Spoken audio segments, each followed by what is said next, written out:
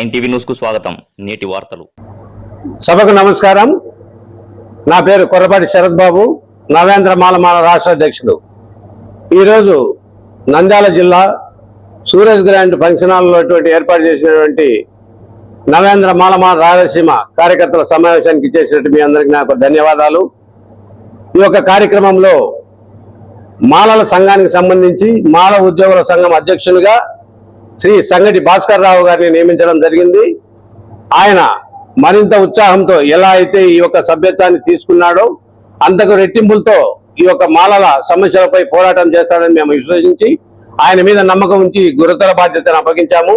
ఆయన సక్రమంగా నిర్వహిస్తాడని మేము నమ్ముతున్నాము. అలాగే కేంద్ర ప్రభుత్వము దళితులపై ఉన్నటువంటి కపట ప్రేమ ఏపాటిదో ఈ పాటికి అర్థమైంది అందరికీ. ఎందుకంటే రాను రాను ఈ ఎస్సీల వర్గీకరణ అంశం పైన ఏం చేశాడంటే పూర్తిగా ఈ ఒక రిజర్వేషన్ అనేది భూస్థాపితం చేయాలనే ఉద్దేశంతో నరేంద్ర మోడీ గారు మాలా మాదిల మధ్య అన్నదమ్ముల మాదిరి ఉన్నటువంటి వారి మధ్య చిచ్చు పెట్టి వర్గీకరణ చేయడం జరిగినది. వారు ఏదో వెనుకబడినారు, మేము కూడా సంతోషిస్తాము. అయితే ఈ ప్రిలిమినరీ అనే దాని మీద మేము చాలా వ్యతిరేకిస్తున్నాము.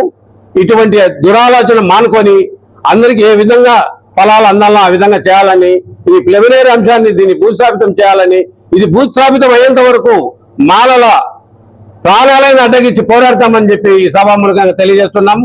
కాబట్టి నరేంద్ర మోడీ గారు ఇదే మా హెచ్చరిక. దళితుల ఒక శాపాన్ని కొట్టుకొని నువ్వు సర్వనాశనం అవుతావు. ఎందుకంటే దళితులు అన్నదమ్ముల మాదిరి ఉన్నటువంటి వారి మధ్య ఇప్పటికే నువ్వు వర్గీకరణ అంశాన్ని తెచ్చావు, మళ్ళా అందులో విషం పోసి ప్రిలిమినరీ అనేటువంటి ఒక అంశాన్ని తీసుకొచ్చావు. ఇది ఏమాత్రం సబబు కాదు. కాబట్టి మాలతుల ఆక్రోశానికి దళితుల ఆక్రోశానికి నువ్వు బలైతావని సభాముఖంగా హెచ్చరిస్తూ మేము సెలవు తీసుకుంటున్నాం. పెద్దలు, రాష్ట్ర అధ్యక్షులు, మాల మహానాడు రాష్ట్ర అధ్యక్షులు ప్రథమంగా కర్నూలుకు వచ్చి ఉన్న సందర్భంగా అది ఈ భాస్కరరావు అనే నన్ను నంద్యాల జిల్లా అధ్యక్షులుగా ఎన్నుకున్నడానికి వచ్చినాడు. ఆయన ప్రథమంగా ఇచ్చినాడు, కానీ ఆయన సందేశము ఇందాక ఇచ్చాడు. దాన్ని మేము ముందుకు తీసుకెళ్తాము. నంద్యాల జిల్లాలో ఇంతకుముందు ఎట్లున్నాయో తెలియదు. చాలా సంఘాలు ఉన్నాయి, కానీ చాలా సంఘాలు అస్తవ్యస్తంగా ఉన్నాయి. ధర్మము న్యాయము లేదు.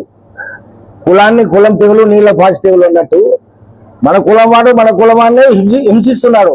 అది ఫైనాన్షియల్ కానీ ఆ కేసు అంటాడు, ఈ కేసు అంటాడు, వాత డబ్బులు తింటాడు. ఇట్లా ఉండకుండా ఇక ముందు నీతిగా నిజాయితీగా బ్రతికి 10 మందికి మనం కూడా మార్గదర్శకంగా ఉండాలనే ఉద్దేశంతోనే నేను ఈరోజు ఈ ప్రమాణం చేస్తున్నాను. అట్లే అనుసరిస్తాను. వారు కూడా పెద్దలు చాలా శాంతమూర్తులు. ఆయన స్ఫూర్తిగా తీసుకొని నేను కూడా ఈ సంఘంలోకి రావడం జరిగింది. ఉన్నారు ఇంతకుముందు కారం శివాజీ కానీ, జూపుడి ప్రభాకర్ కానీ కొన్ని సంఘాలు ఉన్నాయి. అవన్నీ భ్రష్టు పట్టిపోయినాయి. నాకు చెప్పాలంటే మాట మీద ఉండరు, నానా రకాలుగా ఇబ్బందులు పెడుతున్నారు ప్రజల్లో. అది మాలవాడిని హింసించడం, డబ్బులు తీసుకోవడం, గోడు తీసుకొని ఆ పని చేస్తాం, ఈ పని చేస్తాం, అది ఇప్పిస్తామని ఏది చేసింది లేదు. అట్లా చాలా ఉన్నాయి. కాబట్టి అట్లా కాకుండా ఇక్కడ నుంచి మనమైన కూడా ఆయన మార్గదర్శకంగా తీసుకొని ప్రెసిడెంట్ గారిని నవేంద్ర ఫౌండరు ఈ రాష్ట్రానికి మాల మహానాడు అధ్యక్షుడు ఆయనే. ఈ నవేంద్రకు ఫౌండరు ఆయనే చేశాడు. కాబట్టి ఇంతకుముందు మామూలుగా కారణం శివాజీ కన్నా ముందు నుంచి పనిచేశారు, చాలా బాగా పనిచేశారు. ఏ గవర్నమెంట్లో అయినా, చంద్రబాబు దగ్గర అయినా, జగన్ దగ్గర అయినా కూడా మంచి పేరు తెచ్చుకున్నాడు.